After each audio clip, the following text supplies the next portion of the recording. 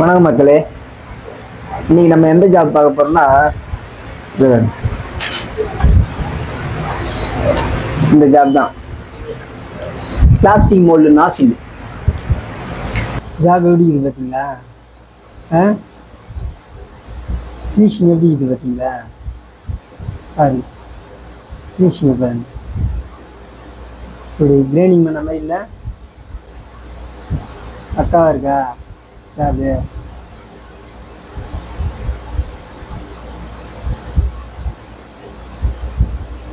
இன்னும் எவ்வளோ இருக்குது, இதெல்லாம் இல்லை, இன்னும் பயங்கரமான வேலைலாம் இருக்குது. ஒன்று ஒன்றா போடுறோம் பாருங்கள். உங்களுக்கு எந்த டவுட்டாக இருந்தாலும் நீங்கள் கமெண்ட் பண்ணுங்கள். ஆனால் கொஞ்சம் லேட் ஆனாலும் கண்டிப்பாக எல்லாருக்கும் நான் பதில் சொல்லுவேன், சொல்லாமலாம் இருக்க மாட்டேன். எல்லாருக்குமே நீங்கள் கேட்குற கேள்வி கரெக்டாக எனக்கு தெரியுத நான் கண்டிப்பாக சொல்லுவேன். சரி, ஓகேவா? வேலை செய்ய இன்ட்ரெஸ்டாக இருக்கும். இதில் இன்னொரு விஷயம்னாக்கா எக்ஸகன் வருது, மில்லிங் பண்ணணும். எப்படி பண்ணுறேன்னு பாருங்கள். செம்மையாக இருக்குது வேலை செய்கிறதுக்கு. பெஜாராயிடுவீங்க பண்ணும்போது. பாருங்களேன், பண்ணிக்கு ஜாபை காட்டுறேன் எப்படி இருக்குன்னு பாருங்கள். மெட்டில் இதுதான் EN24 மெட்டில் 20 நம்பரு. பண்ணும்போது பாருங்க. வாங்க போய் பண்ணுறேன், எப்படி பண்ணுறேன்னு பார்க்கலாம் வாங்க. அதுக்கு முன்னாடி ஒரு கதை ஒன்று. என்ன கதைன்னு ஒரு 92 91 அதான் 6வது 7வது படிச்சுன்னு இருக்கணும் வைங்களேன். அப்போ வீடு நமக்கு அருளாயம்மன் பேட்டை, கிண்டி அருளாயம்மன் பேட்டை. அப்பா வேலை செய்கிறது கிண்டி காந்தி மார்க்கெட்டு, ஆலந்தூர் கிண்டி காந்தி மார்க்கெட் இருக்குல்ல, அங்கே தான் அப்பா மீன்படி வண்டி ஓட்டுன்னு இருப்பார். அன்றைக்கி ஞாயிற்றுக்கிழமை என்னை கையில் கூட எட்டுன்னு போயிட்டார். இந்த சிமெண்ட் ஓடு ஏற்றின்னு போகணும்னு சொல்லிட்டு நேற்றே சொல்லியிருப்பாங்க போது காலையில் என்னை இட்டுன்னு போயிட்டார். மறுநாள் ஞாயிற்றுக்கிழமை இட்டுன்னு போயிட்டு இட்டுன்னு போயிட்டார். இட்டுன்னு போயிட்டு ஓடை ஏற்றிக்கின்னு இங்கேருந்து நம்ம அண்ணாண்ட மடுவாங்கரை இருக்குல்ல, பச்சை மார்க்கெட்டு, அதுக்கு அண்ணாண்ட போகணும் போகுது. அந்த வண்டிக்காரன் தேர்வுன்னு சொல்லுவாங்க பாரு, அங்கே போகணும் போகுது அண்ணாண்ட. இங்கேருந்து நானும் எங்கள் அப்பா ஓட்டு ஏற்றி தள்ளின்னு போயிட்டோம். வண்டி தள்ளின்னு நம்ம ஓட்டிலாம் போகல, தள்ளின்னு தான் போகல. நானும் பின்னாடி வண்டி தள்ளின்னு போனேன். நம்ம அந்த பச்சை மார்க்கெட்டு ரயில்வே கேட் இருக்குல்ல, அந்த ரயில்வே கேட்டை தாண்டி போயிட்டோம். தாண்டி போயிட்ட உடனே கொஞ்சம் அந்த ரயில்வே கேட் தாண்டின உடனே கொஞ்சம் லைட்டாக ரைட்டு திரும்ப அப்புறம் பெண்டு லெஃப்ட்டு திரும்பும்.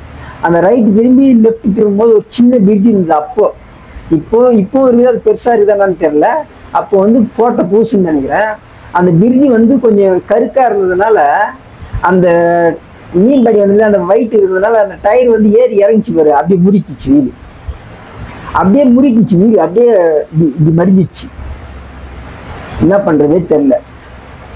எங்கள் அப்பா என்ன பண்ணாரு, அந்த ஓட்டை ஒரு ஓடை தலையிலே தூக்கின்னு போய் பக்கத்துலலாம் போல இருக்குது. நான் ஒரு 1/2 கிலோமீட்டர் இருக்குமா, எவ்வளோ தூரம் இருந்தது நான் பார்க்கலாம். ஆனால் தலையில தூக்கி போனால் நான் வண்டியை உட்காந்துருந்தேன். தலையில எங்கள் அப்பா தூக்கின்னு போனார். தலையில் தூக்கின்னு போயிட்டு அந்த ஓட்டை இறக்கிட்டு அது 60 ரூபா கொடுப்பாங்க போகுது அங்கே. அப்போ பார்த்தீங்கன்னாக்கா 60 ரூபா 40 ரூபா தெரில. இந்த மெடுவாங்கரைக்கு வர்றதுக்கு 40 ரூபான்றது ஸ்டாண்டர்டாக இருக்கும். கொஞ்சம் வெயிட்டாக இருந்தாக்கா அதிகமாக கேட்பாங்க. 60 ரூபாய் 40 ரூபாய் வாங்கினா தெரியல. கூட ஒரு 10 ரூபாய் எக்ஸ்ட்ரா கேட்டு இந்த மாதிரி வண்டி ஆயிடுச்சுன்னு சொல்லி கேட்டு வாங்கியிருப்பார் கன்ஃபார்மாக. வாங்கின்னு வந்தார். வாங்கிக்கின்னு அந்த இடத்துலையே அந்த வண்டி பூட்டு போட்டார் எங்கள் அப்பா. அந்த வண்டியை அங்கேயே ஓரமாக விட்டுட்டு பூட்டு போட்டுட்டு என்னை கையில் பிடிச்சின்னு வந்துட்டு, அதுக்கப்புறம் ஞாயிற்றுக்கிழமை அந்த காசுல தான் எங்கள் அப்பா அரிசி உப்பு மிளகா வாங்கி சாப்பாடு செஞ்சு அன்றைக்கி நாங்கள் சாப்பிட்டோம். இதை நான் ஏன் சொல்கிறேன்னாக்கா, பெற்றவங்க படுறது பிள்ளைங்களுக்கு தெரியணும். கஷ்டமே படக்கூடாது சொல்ல வரல. நான் கஷ்டமே பட்டுன்னு அந்த கஷ்டத்தை பற்றி அதுக்கு சொல்ல வரல. பிள்ளைங்களுக்கு பெற்றவங்க படுற கஷ்டமும் பெற்றவங்க செய்கிற வேலையும் பெற்றவங்க சொல்லி கொடுக்குறது மனசில் பதிஞ்சாதான் பிள்ளைங்க நல்வழிக்கு வரும் கரெக்டாக. புரியுதா? நைட்டில் படுக்கும்போது பெற்றவங்க கூட படுக்க வைக்கணும். பெற்றவங்க நைட்டில் படுக்கும்போது கதை சொல்லணும். பிள்ளைங்களுக்கு ஏதாச்சும் ஒரு கதை சொல்லணும். அவங்க வாழ்ந்த கதை சொல்லணும். அப்படி இல்லைன்னாக்கா தாய்க்கு நடந்த கதை சொல்லணும், இல்லை தகப்பனுக்கு நடந்த கதை சொல்லணும். வேற யாரு கதையும் சொல்ல தேவையில்ல, நம்ம வாழ்க்கை வரலாறு சொன்னாலே போதும். பிள்ளைங்க அது நம்ம சொன்னால் போதும், அவங்களுக்கு ஆட்டோமேட்டிக்காக மனசில் பதியும். இப்போ தெரியாது, அது ஒரு காலத்துக்கு அப்புறம் நீங்கள் அவங்களுக்கு கல்யாணம் பண்ணி வைப்பீங்க, அதுக்கப்புறம் ஆட்டோமேட்டிக்காக தெரியும். இன்னைக்கு நம்ம நினச்சின்னு இருக்கலாம் பிள்ளைங்க நம்ம பேசுறத கேட்க மாட்டேங்குது. ஒரு காலமும் இல்லை. நம்ம பேசுறது நம்ம நடக்கிறது எல்லாமே பிள்ளைங்க மனசுல பதிஞ்சுனே இருக்கும். அதுக்குன்னு ஒரு நேரம் வரும் பாருங்க, அப்பதான் எங்க அப்பா இப்படி பண்ணாரு, எங்க அப்பா இப்படி சொல்லுவாங்க. புரியுதா? நான் வந்து அப்பா அம்மா கதை, இந்த எமோஷனல்லாம் கதை பேசினாலும் எனக்கு வந்து அப்படியே கண் கலங்கும், பல கொட்டும். இதை நான் எதுக்கு சொல்றேன்னா, இந்த உலகத்துல எதை வேணாலும் மதிக்காம இருக்கலாம், தாய் தகப்பனை மட்டும் மதிக்காம இருக்கவே கூடாது. ஒண்ணு என்ன, நீ கோயிலுக்கு போகாம இரு. நம்ம தாய்க்கு நம்ம குடிக்கிற கஞ்சில ஒரு 1/4 வயிறு, நம்ம 1 ரூபா 2 ரூபா தான் இருக்குதா, நம்ம 1 ரூபா சாப்பிட்டு தாய்க்கு தகப்பனுக்கு 1 ரூபா கொடுக்கணும். இதை நான் வந்து என் தாயை பார்க்கறேன் தகப்பனை பார்க்கறேன்றதுக்காக பெருமையா சொல்ல வரல. நம்ம என்ன விதைக்கிறோமோ அதுதான் நமக்கு முளைக்கும். வாழை வச்சா வாழை தான் வரும், தென்னை வச்சா தென்னை தான் வரும், பணம் வச்சா பணம் தான் வரும். உன்னுடைய எண்ணம் தான் உன்னுடைய வாழ்க்கையை வழி நடத்தும். என்ன, நீ உன் தாய் தகப்பனை பார்த்தாக்கா உன் பிள்ளைங்க உன் தாய் தகப்பனை பார்க்கும்.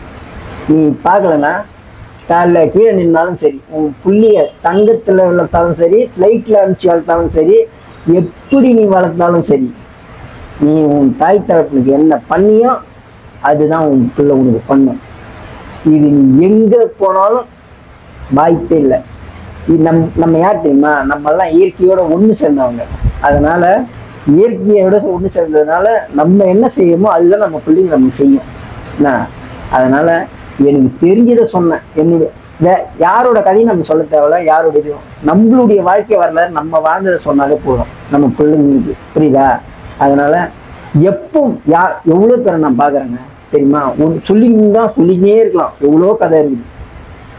பெத்த தாய் தாப்புக்கு அவன் பிள்ளைங்களை படிக்க வைக்கிறான், அவன் பொண்டாட்டிக்கு எல்லாம் பண்ணுறான், வாடகை கொடுக்குறான், சோறு சாப்பிட்றான், எல்லாமே பண்ணுறாங்க எல்லாரும். நிறைய பேர் ஒரு பெத்த தாய் தாப்புக்கு ஒரு 1000-500 கொடுக்க மாட்டாங்க. எனக்கு அதெல்லாம் நினைச்சாலே எவ்வளோ கஷ்டமா இருக்கு தெரியுமா. பெத்தவங்கன்னு வரும்போது நம்ம கணக்கே பார்க்க கூடாதுங்க, இருக்கிறத பட்டினி எடுத்து கொடுத்துடணும். புரியுதா? யோசிக்க கூடாது.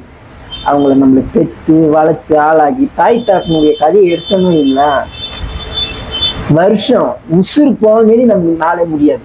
அவ்வளோ கதைங்க இருக்கு. ஒரு பிள்ளைங்களை வளர்க்க ஒரு தாய் தாப்பு எவ்வளோ கஷ்டப்படுறாங்க தெரியுமா. அது நினைச்சாலே கண்ணீர் வரும் நமக்கு. அப்படி சாப்பாடு எடுத்து வாயில வைப்பாங்க, அப்பதான் பாத்ரூம் போகும் இந்த குழந்தை. தெரியுமா? நினைச்சு பாருங்க, எலும்பும் தோலுமா இருப்பாங்க ஒரு தாய். அந்த தாய் அந்த குழந்தைக்கு பால் கொடுக்கும். அதை நினைக்க எனக்கு தப்பா நினைக்காதீங்க, நான் வந்துட்டு உண்மையா சொல்றேன். எனக்கு எமோஷனா பேசினா பயங்கரமா இதுவாயிடும். படம் பார்க்கும்போது கூட பாத்தீங்கன்னா அப்படியே கண்ணுல இருந்து பல கொட்டும். அது என்னவோ தெரியல. ஆனா இன்னைய வரைக்கும் சாவுங்களுக்கு நான் லாஸ்டா அழுது இந்த அர்லாமேட்ல போலீஸ்காரன்னு ஒருத்தர் இறந்தார், அவருக்கு தான் நான் லாஸ்டா அழுது. உண்மையா சொல்ல, நான் இதுக்காக சொல்ல வரல, நான் என் தகப்ப சேர்ந்தது கூட நான் அழலை. தெரியுமா? அது என்ன பண்றது, நமக்கு அந்த ஒரு முடிஞ்சிச்சு அது. ஆனா இந்த மாதிரி எமோஷனலா பேசும்போது அது ஆட்டோமேட்டிக்கா வருது கண்ணீர். பேசுறதை விடுங்க, ஒரு படம் பார்க்குறேன்னு வைங்களேன், படம் பார்க்கும்போது என் பிள்ளைங்க என் பொண்டாட்டிலாம் இருக்கும், அந்த எமோஷனல் வந்தாலே என் கண்ணில் தான் கை வரும். எல்லாரும் கையும் என் கண்ணுக்கு வந்துடும். சரி அப்பாவை பாருன்னு என் மேலே கை போட்டுப்பாங்க. அது நான் என்ன பண்ணுறது எனக்கே தெரியல. அது மாதிரி இந்த தாய் தகப்பனை மட்டும் என்னைக்குமே கை விட்டுறாதீங்க. பிள்ளைங்களை வளர்க்க அவங்க படுறாங்க கஷ்டம், அவ்வளோ ஒரு கஷ்டம். ஈ கடிதா எறும்பு கடிதா பார்த்து எவ்வளோ ஒரு இன்னைக்கு ரக்கம் மொழியான்னு உனக்குலாம் தெரியும். நானும் சொன்னோம்னா சொல்லலாம் இல்லை. புரியுதா? ஒரு பிள்ளைங்களை வந்து நம்ம வயசுல நம்ம எப்படி இருந்தோமோ, இப்போ ஒரு பிள்ளை ஒரு தப்பு பண்ணுதுன்னாக்கா அந்த பிள்ளைய அந்த நேரத்துல வந்து திட்டக்கூடாது. அந்த வயசுல நம்ம வயசுல எப்படி இருந்தோம், புரியுதா? அதை நினைச்சு பார்த்து அதை வழி நடத்தணும். நிறைய இருக்கு, எல்லாத்தையும் ஒரே இதுல சொல்ல முடியாது. கொஞ்சம் கொஞ்சமா எனக்கு தெரிஞ்சதெல்லாம் சொல்றேன். எனக்கு தெரிஞ்சதை சொல்றேன்பா, யாரும் திட்டாதீங்க. நிறைய பேர் இருக்காங்க, ஆமா இவருக்கு என்ன தெரிஞ்சுடும் அப்படின்னு. எல்லாருக்கும் எல்லாமே தெரியும், யாரும் தெரியாதெல்லாம் இல்லை. இந்த உலகத்துல இருக்கிறவங்க அத்தனை பேரும் நல்லவங்க தான், அவங்களுக்கு. புரியுதா? யாருமே கெட்டவங்க இல்லை. அவங்களுடைய செயல்பாடை பொறுத்து அது தவறான வழியில போறாங்க, நல்ல வழியில போறாங்கன்றது தான் முடிவு கண்டிய. இந்த உலகத்துல இருக்கிறவங்க அத்தனை பேரும் நல்லவங்க தான், யாருமே கெட்டவங்கலாம் இல்லை. அதனால வந்து நான் ஏதோ எனக்கு தெரிஞ்சதை நான் சொல்றேன், என்னை திட்டிடாதீங்க. எதனா உங்களுக்கு இந்த மாதிரி எதனா சொல்லுங்க, இல்லை இந்த ஜாப் போடுங்க அப்படின்னு சொன்னாக்கா கமெண்ட்ல பண்ணுங்க. கண்டிப்பா இப்போ கூட வந்து யார் யார் பண்றாங்களோ எல்லாருக்கும் நான் ரிப்ளை பண்ணுவோம், பண்ணாமலாம் இருக்க மாட்டேன். ஒரு கொஞ்ச நாள் ஆகும். இப்போ இன்னைக்கு பண்றீங்க ஐயா, ஒரு வாரம் ஆகும், ஒரு 10 நாள் ஆகும், இல்லை ஒரு 2-3 நாள் ஆகும், அந்த மாதிரி ஆகும். அந்த வீடியோவை பொறுத்து இருக்கு. எனக்கு டைம் இருக்கணும், அதுக்கேற்ற மாதிரி நான் பண்ணணும்ல, அதனால பண்ணாமலாம் இருக்க மாட்டேன், கண்டிப்பா பண்ணுவேன். நீங்க எதுவாக இருந்தாலும் நீங்க கமெண்ட் பண்ணுங்க, என்கிட்ட கேளுங்க, எனக்கு தெரிஞ்சதை நான் சொல்றேன். ஓகேவா? சரி வாங்க இப்போ போயிட்டு நாசில் எப்படி பண்ணலான்னு பார்க்கலாம்.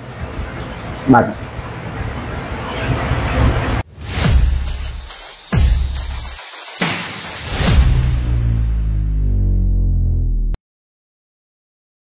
ஃபர்ஸ்ட் ஆப்ரேஷன் போட்டுக்கலாம்.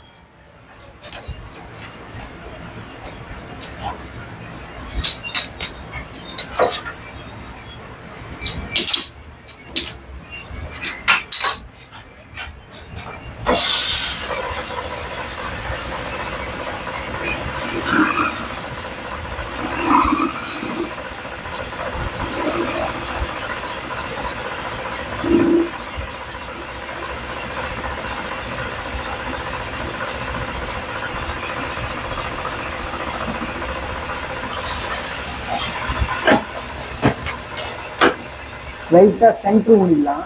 சென்ட்ரு ஊனா தான் வந்து பில் அவுட் இல்லாமல் போகும், கரெக்டாக போகும்.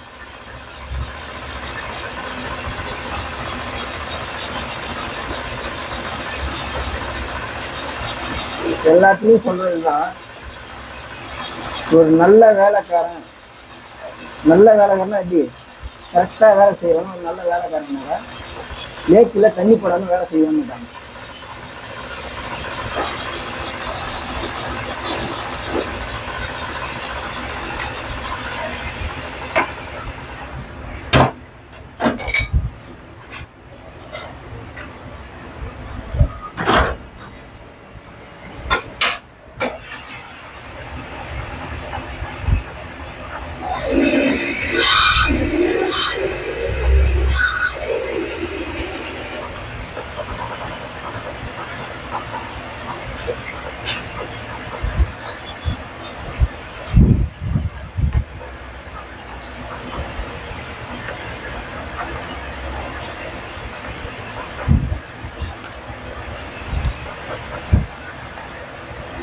ட்ரில்லு வந்து பார்த்தீங்கன்னாக்கா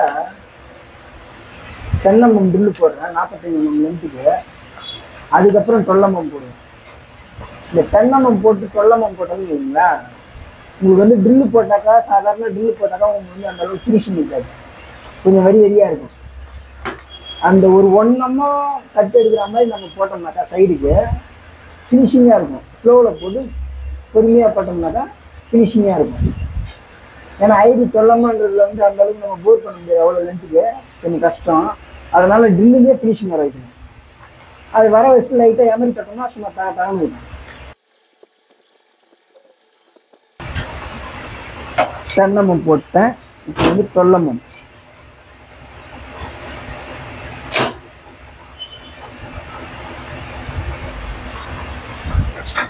ஸ்பீடு கம்மி பண்ண வேண்டியதான், ஃபர்ஸ்ட்ல போட்டுக்கணும்.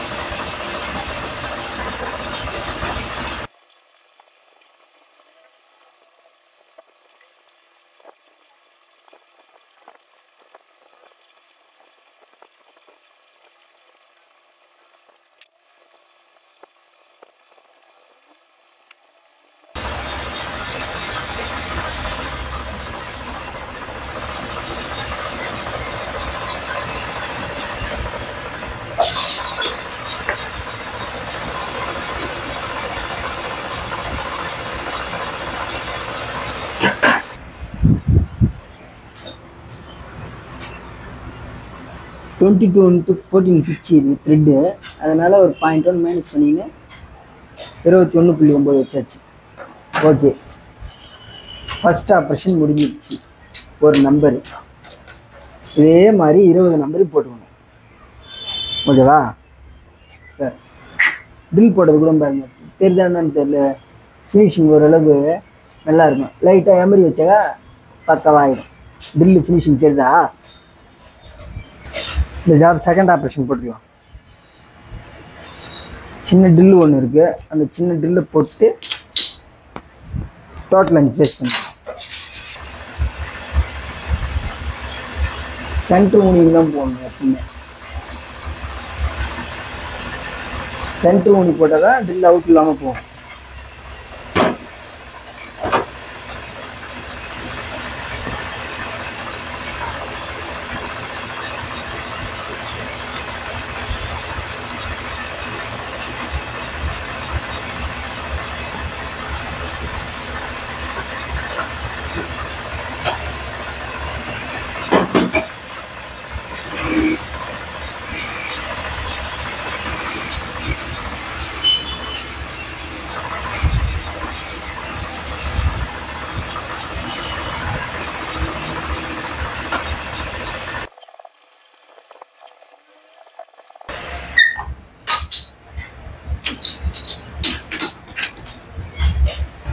மூணாவது ஆப்ரேஷன் போட்டுக்கலாம்.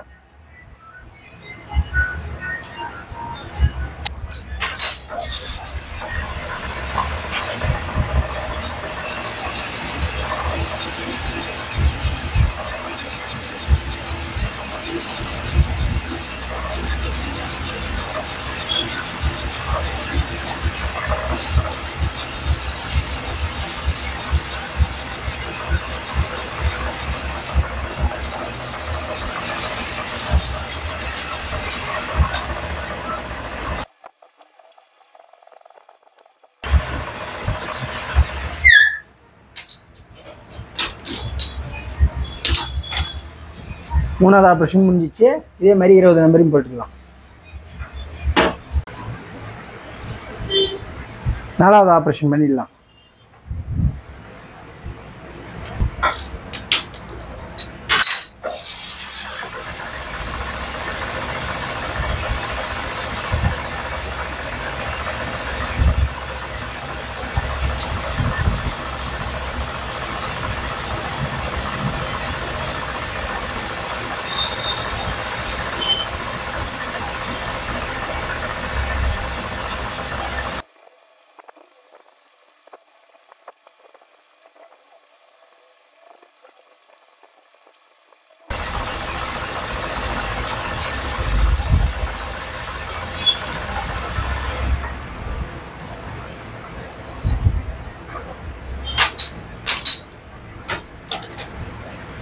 நாலாவது ஆப்ரேஷன் முடிஞ்சிச்சு.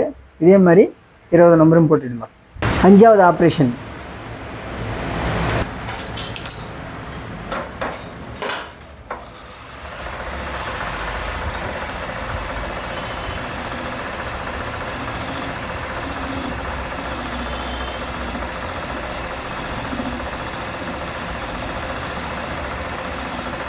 இது வந்து 11 ரேடியஸ். இது நாசில்ல அந்த மோல்டில் போய் உட்காரணும். அதனால் வந்து இதுக்கு வந்து 11 ரேடியஸ். இந்த 11 ரேடியஸ் எப்படின்னாக்கா 22 டயா இருக்குல்ல, அந்த 22 டயாவை வந்து பாதி ரேடியஸ் இப்படி உட்கார வச்சா உட்காரணும். இல்லை ஒரு கால்வாசி ரேடியஸ் இந்த ரேடியஸில் உட்கார வச்சா உட்காரணும். அதுதான் ரேடியஸ். 11 ரேடியஸ்.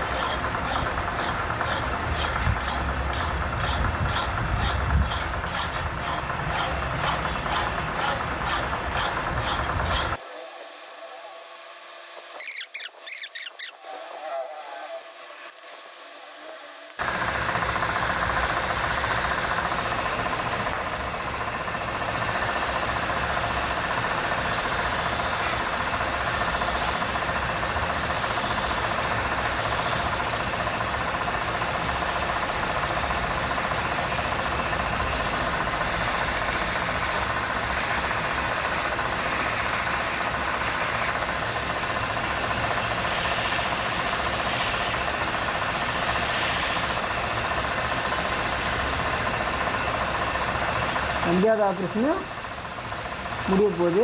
இதே மாதிரி 20 நம்பரு போட்டு எடுத்துக்க வேண்டியதுதான்.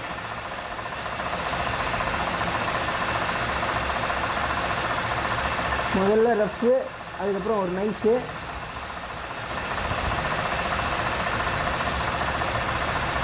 முதல்ல வந்து பார்த்தீங்கன்னாக்கா ரஃப் எம்எல், அதுக்கப்புறம் வந்து 220 எம்எல், அதுக்கப்புறம் சும்மா அந்த பாஞ்ச்.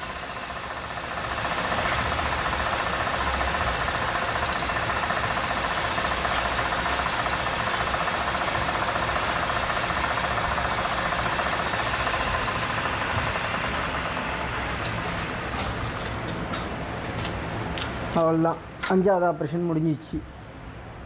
ஓகேவா? 6வது ஆப்ரேஷன் வந்து குரு குத்திங்க.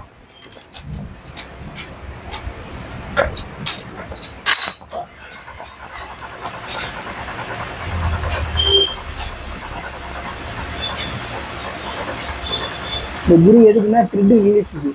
இப்போ இதில் த்ரெட் வருது இல்லை, அந்த ரிலீஸுக்கு தான் அந்த குரு.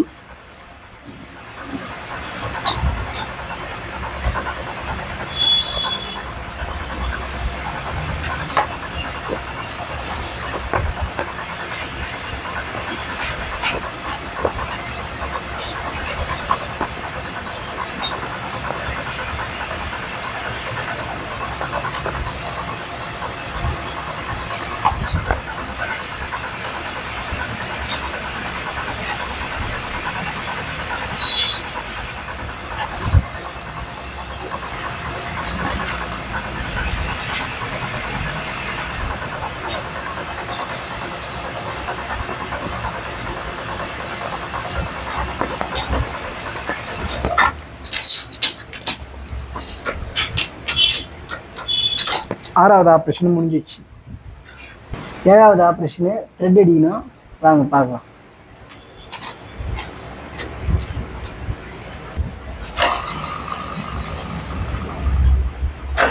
த்ரெட்டு வந்து பார்த்தீங்கன்னாக்கா 22 × 14 பிச்சு.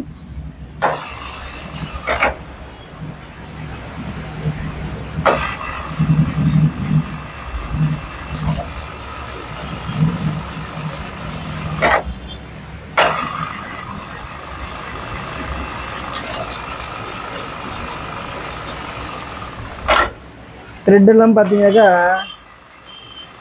அது உங்களுக்கு பார்க்க தெரியும். அது நம்ம சொன்னால் வந்து ஒரு சிலவங்க நினைப்பீங்க, ஒரு சிலவங்க நினைக்க மாட்டீங்க.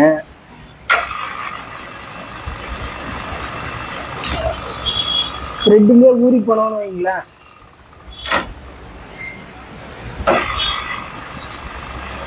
நிறைய பேர் த்ரெட்டுனாலே கொஞ்சம் தயங்குவாங்க. நம்ம த்ரெட்டிங் அந்த த்ரெட்டாக இருந்தாலும் அது வந்து பழகி போயிடுச்சு. த்ரெட்டுன்னா எதுவுமே நான் இது வரைக்கும் அது முடியாது, இது முடியாது, அது தெரியாதுன்னு சொல்லவே மாட்டேன். இது வரைக்கும் என்கிட்ட வந்த த்ரெட்டில் ஒரு த்ரெட்டு கூட இந்த த்ரெட்டு எனக்கு போட தெரியாதுன்னு சொல்லிவிட்டு நினச்சதே இல்லை. எல்லா த்ரெட்டும், ball thread, V thread, square thread, triple shot, double shot, 10 shot, 14 shot எல்லாமே பண்ணியிருக்கேன்.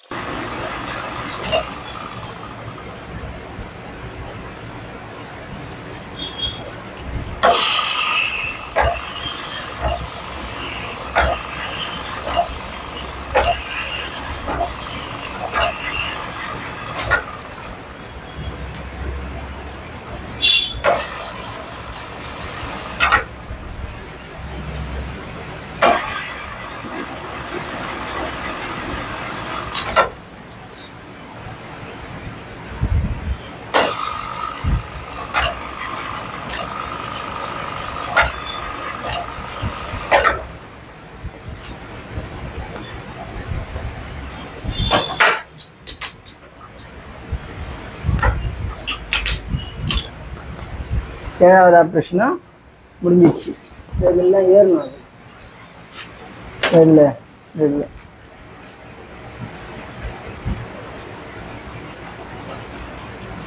இதெல்லாம் ஏறணும். இதே மாதிரி 20 நம்பர் போட்டுடலாம்.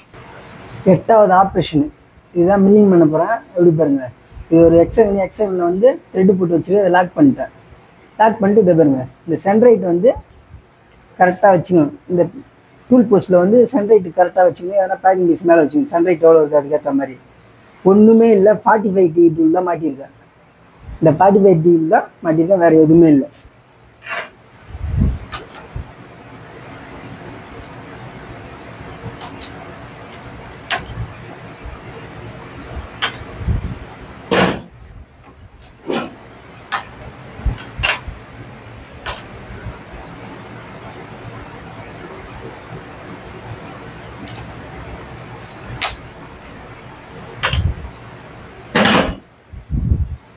ஒரு தடவை இந்த ஜாப் நான் ரெகுலராக போடுறது. ஒரு தடவை என்ன பண்ணேன், மில்லிங்கில் ஒரு ஜாப் எடுத்துன்னு கொடுத்தேன். மில்லிங்கில் ஒரு ஜாப் எடுத்துன்னு பண்ணி கொடுத்துட்டாரு. ஏன்னா நான் வேலை இருக்கான்னு கேட்டேன். வேலை இல்லைப்பா அப்படின்னாரு. சரி, நான் 25 நம்பர் இது இருக்குது எக்ஸ்டெண்ட் பண்ணுறீங்களா அப்படின்னா, ஏன் எடுத்துன்னு வாப்பா அப்படின்னாரு. எடுத்துன்னு போய் கொடுத்தேன். எவ்வளோ நான் ரேட்டு அப்படின்னேன். 100 ரூபா. நான் 100 ரூபா அப்படின்னாரு. நான் அதை பாருண்ணா 25 நம்பர் இருக்குது அண்ணா, 40 ரூபா ஒரு நம்பருக்கு போடுங்க, 1000 ரூபாய் வருது. 25 ரூபா 25 நம்பர்னாக்கா கொண்டாந்து கொடுத்துறேன், போட்டு கொடுத்துருந்தாங்க. இல்லைப்பா 100 ரூபாய்க்கு கம்மி கட்டுப்படி ஆகாதுப்பா அப்படின்னாரு. ஏன்னா ஒரு 3 மணி நேரம் 4 மணி நேரத்தில் முடிஞ்சுன்னா அப்படின்னு 100 ரூபாய் கம்மி போட முடியாதுப்பா அப்படின்னு நீட்டாக வந்தேன். எடுத்துன்னு வந்து 3 மணி நேரத்தில் போட்டேன். இந்த லாட் இல்லை, இதுக்கு முன்னாடி. இதை நான் ஏன் சொல்கிறேன்னா, இன்னைக்கு ஃபுல்லாக சும்மா உட்காந்தா கூட ஒரு 500 ரூபா யாரும் கொடுக்க போகிறதில்ல.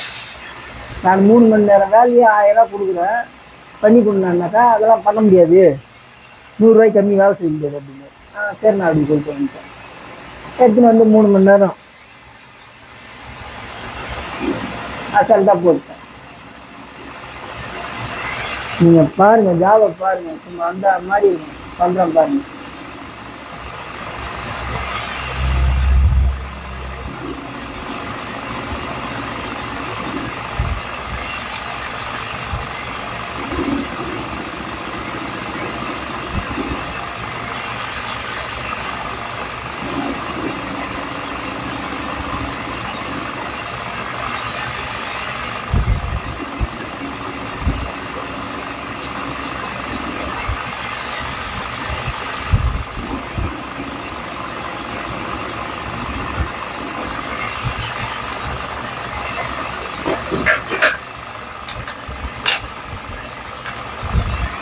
அப்படியே ஒன்றும் இல்லை, அப்படியே திருப்பிட வேண்டியதான். ஒரு கஷ்டமும் ஒன்றுமே இல்லை. இது ஒரு பெரிய மேட்ரே இல்லை, அப்ப மேட்ரு.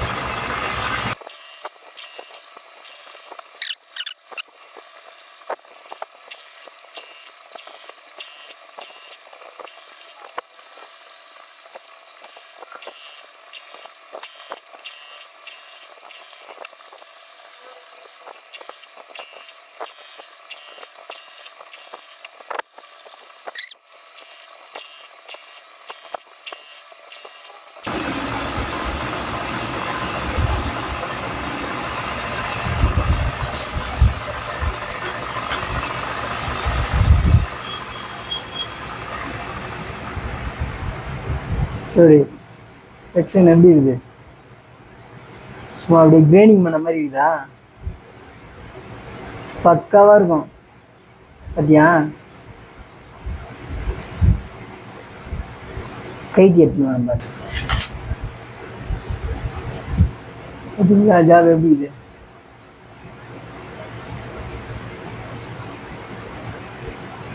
கிரேடிங் பண்ண மாதிரி இதா சைஸ் பாருங்க.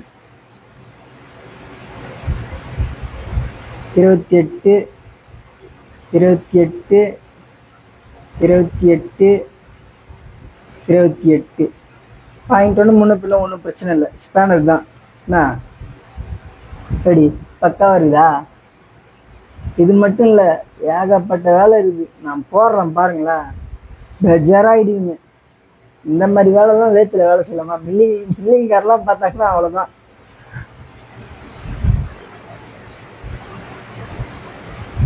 மில்லிங்காரெலாம் பார்த்தா அவ்வளோதான்.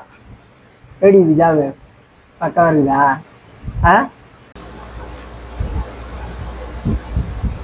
எப்படி ஜாப் எப்படி இருக்கு பார்த்தீங்களா? 20 நம்பர் முடிஞ்சிச்சு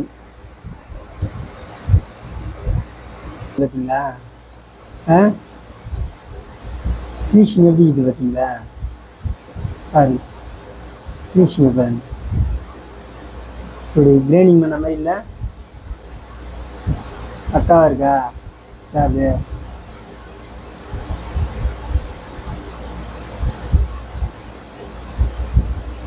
இன்னும் எவ்வளோ இருக்குது, இதெல்லாம் இல்லை, இன்னும் பயங்கரமான வேலைலாம் இருக்குது. ஒன்று ஒன்றா போடுறோம் பாருங்கள். உங்களுக்கு எந்த டவுட்டாக இருந்தாலும் நீங்கள் கமெண்ட் பண்ணுங்கள். ஆனால் கொஞ்சம் லேட் ஆனாலும் கண்டிப்பாக எல்லாருக்கும் நான் பதில் சொல்லுவேன், சொல்லாமலாம் இருக்க மாட்டேன். எல்லாருக்குமே நீங்கள் கேட்குற கேள்வி கரெக்டாக எனக்கு தெரிஞ்சதை நான் கண்டிப்பாக சொல்லுவேன். சரி ஓகேவா? சரி ஓகே, அடுத்த வீடியோவில் பார்க்கலாம். Okay, bye bye.